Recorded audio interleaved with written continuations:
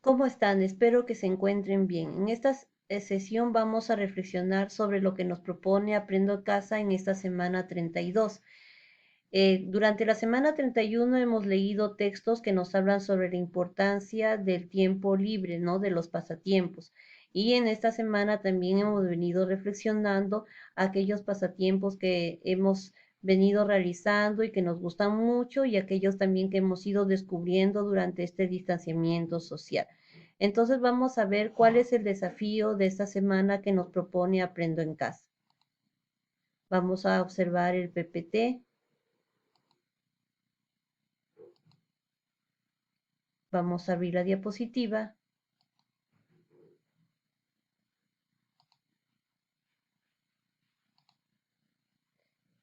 Sí, vamos a agrandarla para poder observar mejor.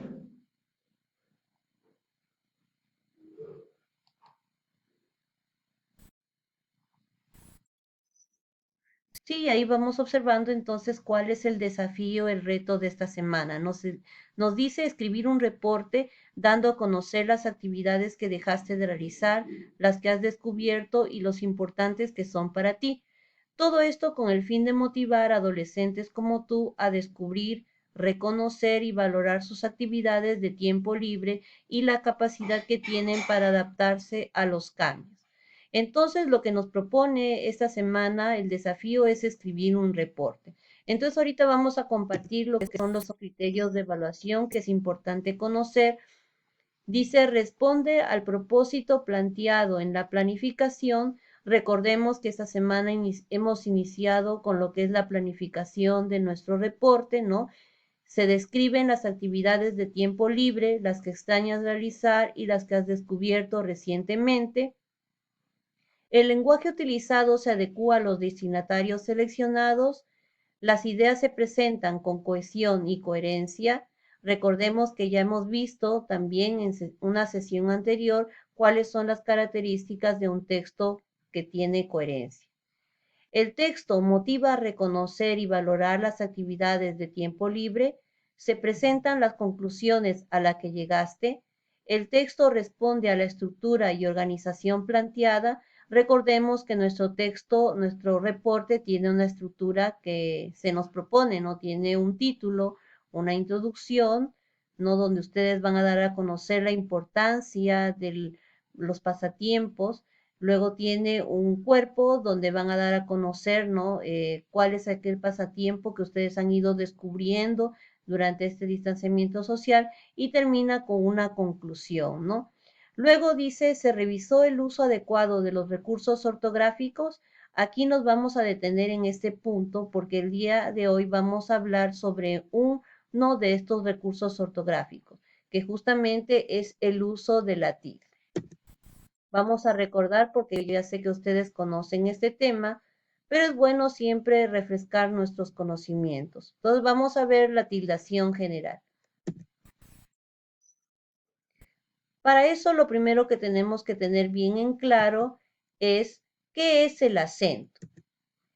En nuestra lengua todas las palabras tienen acento, es decir, la mayor fuerza de voz que recae en una sílaba, pero no todas llevan tilde. Entonces sabemos que acento se le conoce a la mayor fuerza de voz que recae en una sílaba, no de una palabra determinada. Y la tilde es esa rayita oblicua que colocamos sobre algunas sílabas cuando se requiera. Entonces tenemos que tener bien en claro que es diferente acento y tilde, ¿no? Acento, mayor fuerza de voz y tilde es la rayita oblicua que colocamos a veces en algunas palabras. Entonces, lo que vamos a ver justamente es cuando nosotros colocamos la tilde.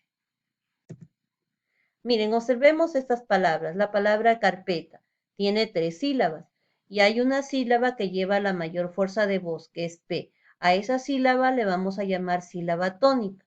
Las otras dos se van a llamar sílabas átonas, las que no llevan la mayor fuerza de voz. Entonces, esta palabra, si observan, tiene su sílaba tónica, pero no lleva tilde. Igual la palabra estrado, su sílaba tónica estra, no lleva tampoco tilde. Tiene acento, pero no lleva tilde. Entonces, todas las palabras tienen una sílaba que lleva la mayor fuerza de voz, que es la sílaba tónica. A eso le vamos a llamar también acento. En cambio, acá la palabra préstamo sí lleva tilde en su sílaba tónica, en su acento, en pres. Tiene tilde. Igualmente la palabra biberón lleva tilde en la sílaba tónica ron. Entonces, lo que vamos a ver hoy día es por qué esta palabra préstamo lleva tilde y por qué esta palabra biberón lleva tilde. Y la palabra carpeta y estrado no llevan tilde. Entonces, para eso nos tenemos que guiar de las reglas generales de tildación. ¿Cuáles son esas reglas? Pero para eso vamos a ver que el acento se divide en dos tipos. El acento prosódico, que es la mayor fuerza de voz con que se pronuncia una sílaba de una palabra, ¿no? Y el acento ortográfico, que es llamado también acento gráfico, que es representado en la escritura por una tilde. Entonces tenemos el acento prosódico, la mayor fuerza de voz, y el ortográfico, que es lo que nosotros conocemos como tilde. Ahora, ¿cuándo nosotros colocamos esa tilde? Vamos a ver las reglas generales de tildación. Primero hay que conocer que según la tilde vamos a clasificar las palabras primero en aguda u osítona. ¿Cuándo decimos que una palabra es aguda u osítona? Cuando lleva la mayor fuerza de voz en la última sílaba. Ejemplos, corazón, anís. Vemos que la mayor fuerza de voz está en la última sílaba, son y nis. ¿Y por qué llevan tilde? Porque estas palabras terminan en N y S. ¿Qué nos dicen las reglas generales de tildación? Las palabras agudas o osítonas llevan tilde cuando terminan en N, S o en una vocal. Por eso es que corazón lleva tilde porque termina en N y anís que termina en S. La segunda clasificación es las palabras graves o parosítonas.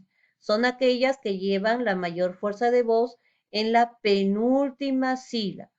Tenemos como ejemplo la palabra inmóvil, la sílaba mo lleva tilde.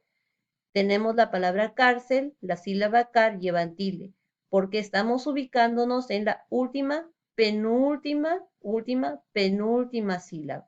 Ahora, ¿por qué llevan tilde? Porque no terminan en NS o en una vocal. En este caso, la palabra inmóvil termina en L y la palabra cárcel termina en L. No es ni N, ni S o vocal. ¿Correcto? Entonces, ¿cuándo decimos que las palabras graves o parosítonas llevan tilde? Cuando no terminan, lo contrario de las palabras agudas, cuando no terminan en N, S o vocal. Y las palabras esdrújulas o parosítonas son aquellas que llevan la mayor fuerza de voz en la antepenúltima sílaba. Acá vemos, ¿no? Última, penúltima, antepenúltima sílaba. Ejemplos, tenemos la palabra lógico, lleva la mayor fuerza de voz en la sílaba lo, y la palabra máquina lleva la mayor fuerza de voz en la sílaba ma. Última, penúltima, antepenúltima sílaba, si nos vamos dando cuenta. Ahora, ¿cuándo las palabras esdrújulas o proparosítonas llevan tilde? Aquí todas llevan tilde sin excepción.